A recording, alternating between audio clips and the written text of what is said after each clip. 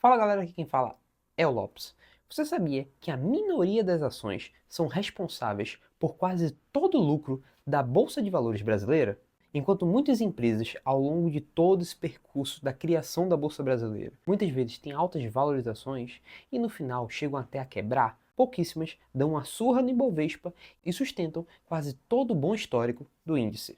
Mas fica comigo até o final do vídeo, que hoje eu vou te mostrar quem são essas empresas, por que isso acontece e como elas podem te ensinar a investir melhor. Mas antes da gente iniciar tudo isso, eu preciso que você saiba o que é e o que significa o Ibovespa. Diversas vezes você já deve ter ouvido, seja no Jornal Nacional ou em outras notícias, dizer: o índice Ibovespa subiu ou caiu. Nada mais é do que uma cesta com as principais ações da Bolsa Brasileira, as ações mais negociadas, as ações com maiores valorização. Ela serve como um termômetro para medir o estado da Bolsa Brasileira, se há muitas negociações, se não está tendo, se houve valorizações, se não houve.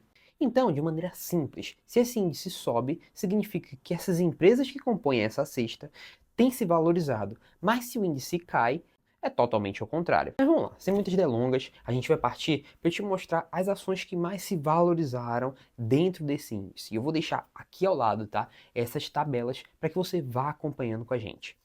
As ações que mais puxaram o índice para cima foram as ações da Marfrig, da Embraer e da Direcional. Já nos últimos 5 anos, a gente teve a PetroRio, a Direcional e continuamos com a Embraer. E sendo mais ousados, nos últimos 10 anos, as três principais ações que se sobressaíram nesse índice foi a PetroRio, a Direcional e a Marfrig. Você já deve ter percebido que alguns nomes se repetem ao longo dessas análises temporais, principalmente a PetroRio, a Direcional e a Marfrig, demonstrando uma consistência dessas empresas nos setores que elas atuam e também uma resiliência em se manterem tendo bons resultados e crescimento, mostrando que não é só uma ação que faz diferença, mas a gente tem aí setores quase que totalmente diferentes. O setor de commodity, com minério, com petróleo, o setor de construção, a Direcional, e o setor alimentício, com a Marfrig. Existe um pesquisador chamado Hendrik Bessembinder. Esse cara analisou todas as empresas mundiais desde o ano de 1990 até o ano de 2020. E ele chegou à seguinte conclusão: diante de todas as empresas que temos no globo, a riqueza de todo o nosso planeta, quando a gente fala em fator de dinheiro, foi gerada por somente 2,4% desse total de empresas. Olha o quanto isso nos faz pensar totalmente fora da curva. Porque se você tem uma minoria de empresas que tem resultados crescentes e consistentes ao longo de todas essas décadas, isso nos diz que o mercado não é uma questão somente de adivinhação, meu amigo. Muito pelo contrário, é você escolher empresas sólidas, com um boa histórico de valorização, mesmo sabendo que valorização e dividendos passados não garantem valorização e dividendos futuros, mas compreender que é muito difícil uma empresa que já vem dando lucro ao longo dos últimos 5, 10, 15, 20 anos, não dar lucro no seu futuro. Diferente de uma empresa, muito provavelmente de uma small cap, que nada mais é do que uma pequena empresa com possibilidade de crescimento ao longo do tempo, em que você vai investir e que muito provavelmente pode dar errado. A gente pode perceber que investir, mais uma vez, não é sobre adivinhar. Muito pelo contrário, você escolher uma dessas empresas com resultados consistentes e sólidos ao longo do tempo e manter elas na sua carteira. Continuar investindo e ter paciência, porque você vai colher os frutos lá na frente em um curto, médio e talvez longo espaço de tempo.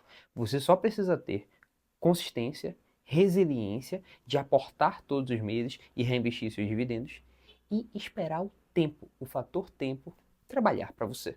E o que todas essas empresas podem nos dizer?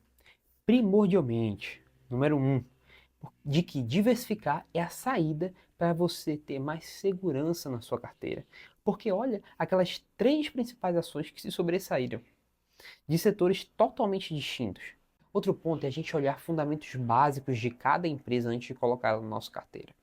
Primeiro, é a capacidade dessa empresa de gerar receita líquida após pagar todos os seus custos e dívidas. Segundo ponto é posição competitiva, meu amigo.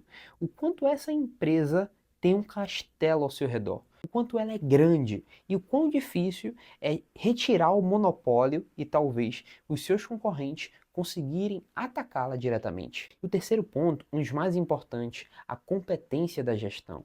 Uma gestão com clareza, uma gestão com transparência, uma gestão que te permita compreender como acionista o que é que está acontecendo com a empresa, quais são as dificuldades e quais são as perspectivas para o futuro da empresa.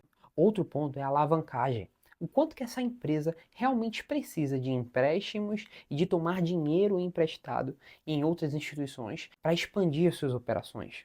E o último fator é o preço do real valor da empresa com relação a quanto o investidor está pagando.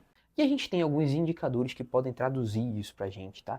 Principalmente o preço sobre o valor patrimonial e o preço sobre o lucro. Então, meu amigo, a gente pode perceber que todas essas empresas nos ensinam que paciência e estratégia superam qualquer imediatismo e forma de investir para ficar rico do dia para a noite. Eu sempre convido vocês a conhecerem o meu curso, o link está aqui embaixo, tá bom, galera? Para que você transforme a sua mentalidade sobre a maneira como você lida com o seu dinheiro, sobre a maneira como você controla e planeja os seus gastos mês após mês e sobre a necessidade, meu amigo, de você muitas vezes transformar sua mente e desconstruir pensamentos a respeito do dinheiro que você aprendeu na sua casa e que não são realidade. Então é isso, galera. Valeu e até a próxima.